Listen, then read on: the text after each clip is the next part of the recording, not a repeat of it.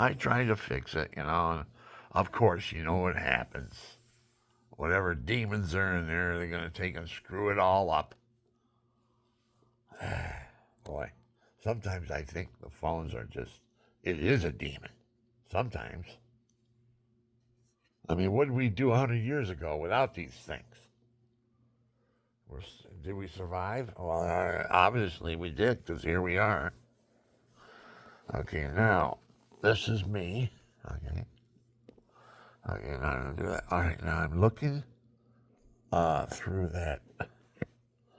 Above my phone, I have that magnifying glass. And I put my hand in front. Oh, I can see good with it. And it has a button that you can push for the light, for a light to go on your hand or whatever it is. But it magnifies your hand. I have to close one eye because I have a dark spot in my left eye. I have what they call welder's eye. I was a welder. I got spots in my eyes.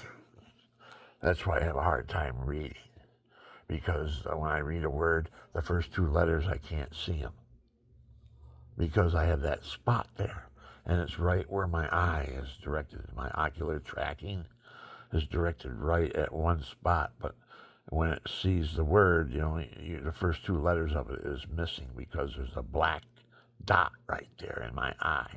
It's called a welder's eye spot, a welder's spot. What do they call them? Floater. They're like floaters. Mine isn't. Mine's permanent. That's why I know it's a welder's eye. Because floaters, they're in your eyes and they're little dark spots. And they float around in your eyes. Well, no, mine is permanent. Matter of fact, they said glaucoma is starting to form around it. So they're going to have to give me some type of an eye uh, operation. They don't operate on glaucoma anymore. They use chemicals. You sit there and they drop a uh, eyedropper full, or not an eyedropper full, but a drop of an eyedropper.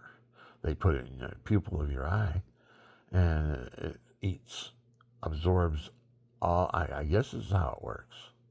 It absorbs the glaucoma that's forming on your eye, clears it all up. You don't have to have an operation or nothing to get it off there.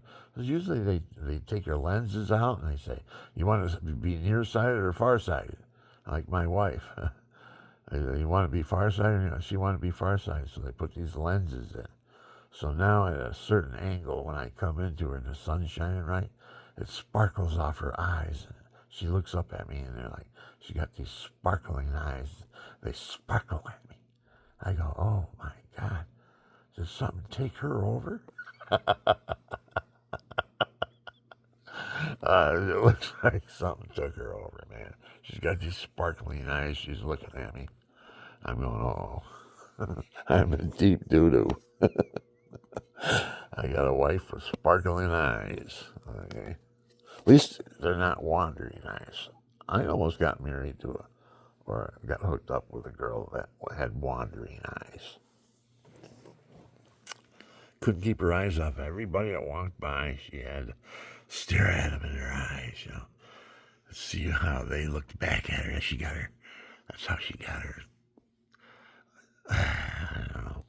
They call it jollies. That's how she got her jollies. By staring at men as they walked by with her great big blue eyes. She'd look up at them like, hey, I'm only 19 and I'm available. And I'm sitting there looking her over, I'm trying to be available. She's looking at other guys, I don't think so. So I married a woman that didn't have roving eyes. And I've been married 60 years. I'll never marry a woman with roving eyes, people. That gets worse after you get married. Twice as bad.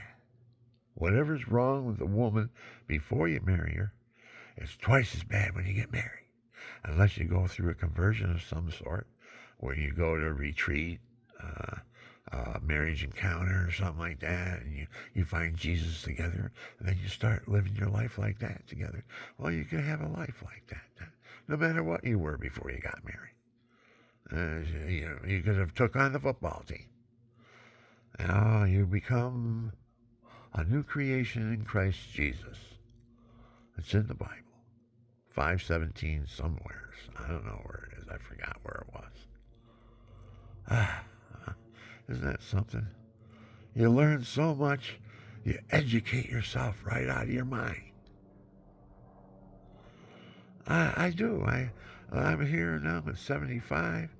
And I try to remember all the things, all the courses, all the schooling I went through. My whole life was school. I dropped out when I was ninth grade, 10th grade, because they wouldn't let me play football. I had it embarrassed me in front of the whole school because I had an undescended testicle that wasn't in the sack. So everybody said, "Oh, one nut Bill. Oh, here comes one nut. Hey, one nut, what's happening?" Bull crap on that. I left school, man. I ain't taking that shit from nobody because I'll be in a fight every night. You know? So I got out of there. And I got on my own. I went out, got an apartment. And then the world hit me. Everything that happens in the world. And I'm 16 on my own. In the world. With a halfway decent job, paying the rent. Oh, boy. There's memories there that are so horrifying to me when I think about it. Horrifying. If I were to do that at my age, what I did back then in my teenage life, if I hadn't gotten perverted when I was 9, a guy offered me, he said, he's a motorcycle guy, he says, there's a video on it. I'm not going to go into it and screw this thing up. You got to go to my videos. I got 400 of them. And if you don't go to them, they archive them after 6 months.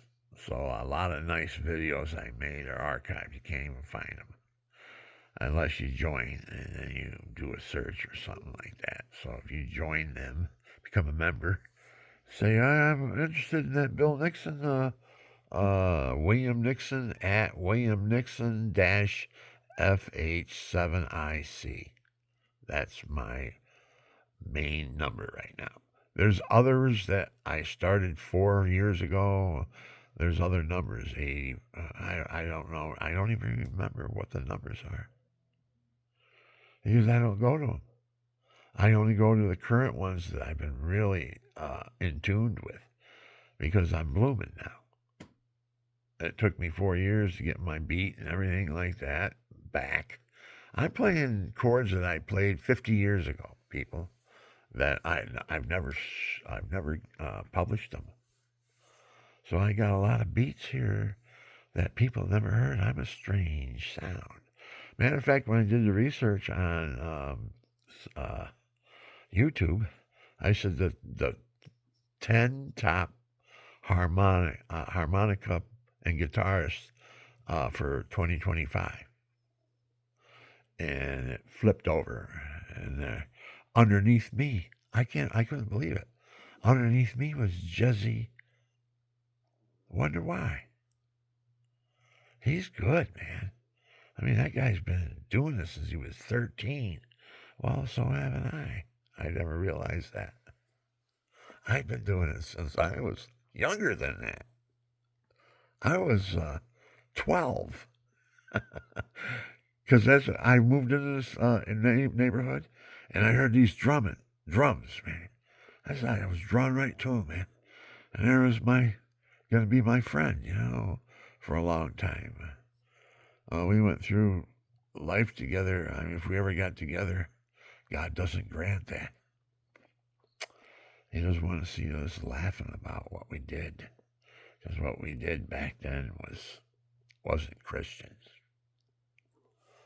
And we're going to sit down and do all that. I'm not going to do that. Healthcare Center. Okay, I got to call. My brother's calling right now. So this is it. Bye bye.